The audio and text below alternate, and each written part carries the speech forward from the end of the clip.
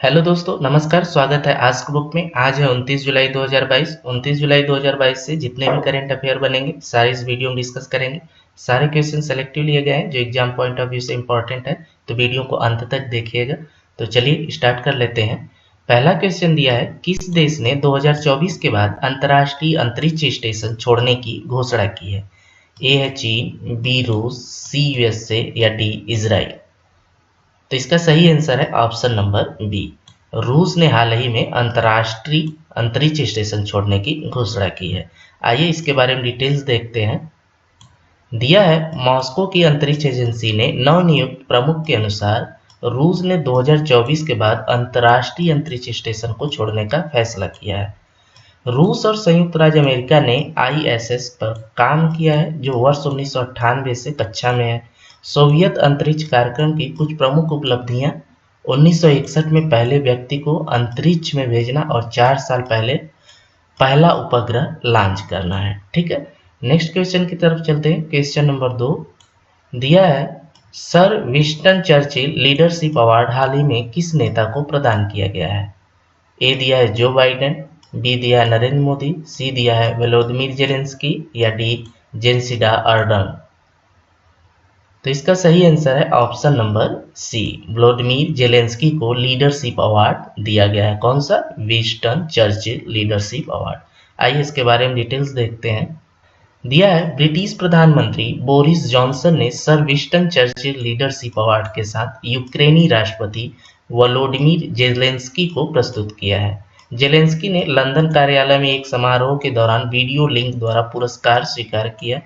Boris Johnson रूस के आक्रमण के बाद यूक्रेन की यात्रा करने वाले पहले पश्चिमी नेता थे।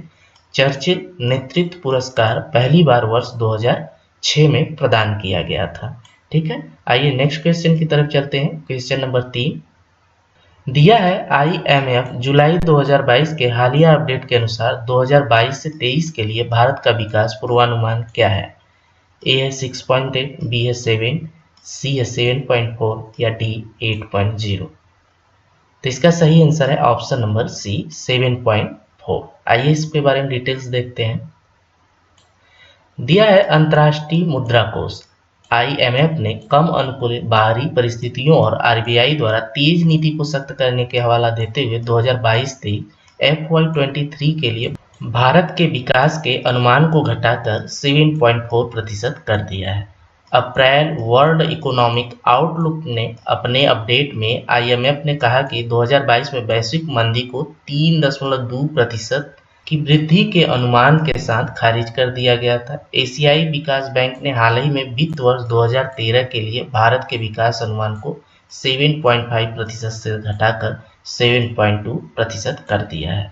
आइए नेक्स्ट क्वेश्चन की तरफ चलते हैं। क्वेश्चन नंबर 4 दिया है, हाल के सरकारी आंकड़ों के अनुसार भारत में पिछले 3 वर्षों में कितने बाघ मरे हैं? ए है 29, बी 129, सी 329 या डी 529। तो सही आंसर है ऑप्शन नंबर सी 329 बाघ हाल ही में मारे गए हैं। किसके आंकड़ों के अनुसार? सरकारी आंकड़ों के अनुसार। आइए इसके बारे में डिटेल्स देखते हैं।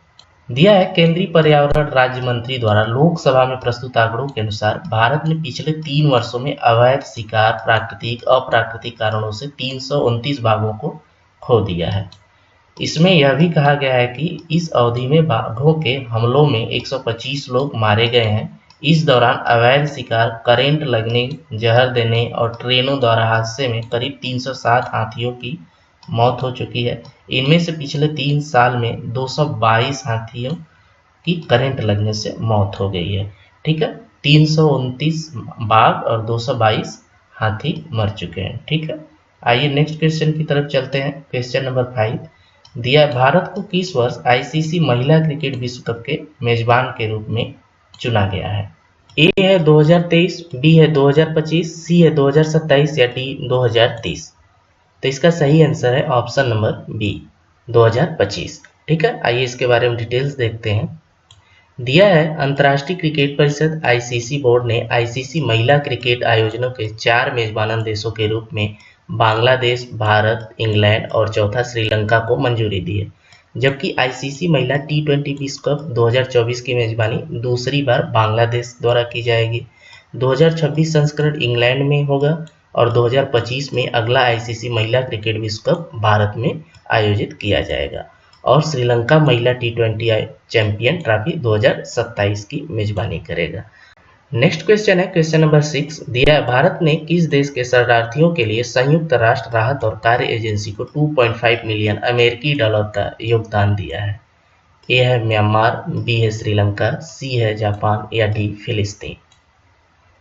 तो यह 2.5 मिलियन अमेरिकी डॉलर का योगदान देगा भारत फिलिस्तीन को। ऑप्शन नंबर डी क्या है करेक्ट। आइए इसके बारे में डिटेल्स देखते हैं। दिया है, भारत ने हाल ही में फिलिस्तीन के शरणार्थियों के लिए संयुक्त राष्ट्र राहत और कार्य एजेंसी को 2.5 मिलियन अमेरिकी डॉलर का योगदान दिया है। यह योगदान UNRWA के काम के लिए भारत के मजबूत प्रदर्शन और अटूट समर्थन को उजागर करता है।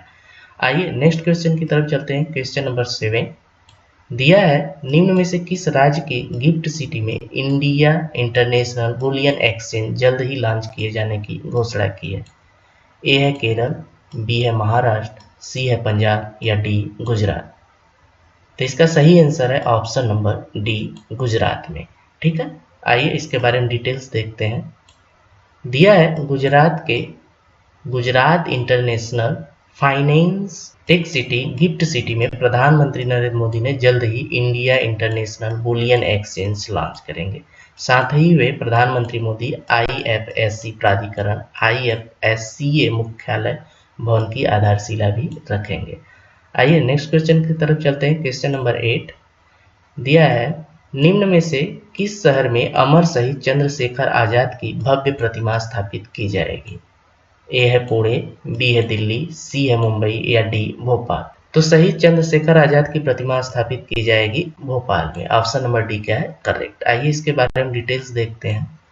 दिया है, इंदौर के भोपाल में अमर शहीद चंद्रशेखर आजाद की भव्य प्रतिमा स्थापित की जाएगी। प्रतिमा के आधार में आजाद के जन्म स्थल भावरा से लाई गई मिट्टी का उपयोग होगा और प्रतिमा स्थल को युवाओं के लिए प्रेरणा स्रोत के रूप में विकसित किया जाएगा। आइए नेक्स्ट क्वेश्चन की तरफ चलते हैं। क्वेश्चन नंबर 9 दिया है, निम्न में से किस राज्य ने हाल ही में अपनी पर्यटन नीति लॉन्च की है? ए है दिल्ली, बी है बिहार, सी है उत्तर प्रदेश, डी है झारखंड। तो इसका सही आंसर है ऑप्शन नंबर डी, झारखंड ने हाल ही में अपना पर्यटन नीति लॉन्च किया है। आइए इसके बारे में डिटेल्स देखते हैं। दिया है, झारखंड के मुख्यमंत्री हेमंत सोरेन ने हाल ही में पर्यटन क्षेत्र को पुनर्जीवित करने के उद्देश्य से अपनी पर्यटन नीति लॉन्च की है, जिसके आकर्षण भारत और दुनिया के मंत्रमुग्ध कर देंगे। ठीक है, नेक्स्ट क्वेश्चन की तरफ चलते हैं। क्वेश्चन नंबर 10 दिया है, सेवानिवृत्त सैन्य अधिकारी बजराम बेगज ने हाल ही में किस देश के नए उपराष्ट्रपति के रूप में शपथ ली है? ए है चेक, बी है मालदीव, सी है मलेशिया या डी अल्बानिया। तो बजराम बेगज अल्बानिया के राष्ट्रपति के रूप में शपथ लिया। ऑप्शन नंबर डी क्या है करेक्ट। आइए इसके बारे में डिटेल्स देखते हैं। दिया है, सेवानिवृत्त सैन्य अधिकारी बजराम बेगज ने हाल ही में अल्बानिया देश के 9वें राष्ट्रपति के रूप में शपथ ली है।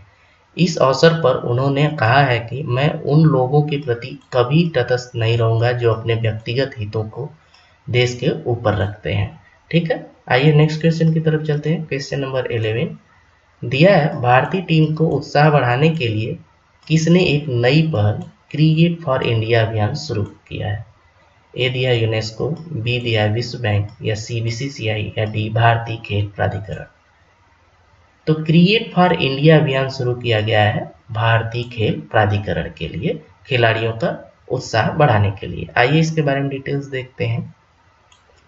दिया है, भारतीय खेल प्राधिकरण ने हाल ही में भारतीय टीम को उत्साह बढ़ाने के लिए एक नई पहल क्रिएट फॉर इंडिया अभियान शुरू किया है। बर्मिंघम में 28 जुलाई से शुरू होने वाला राष्ट्रमंडल खेलों में 16 विषयों में 215 सदस्यीय भारतीय एथलीट दल भाग लेने के लिए पूरी तरह तैयार है।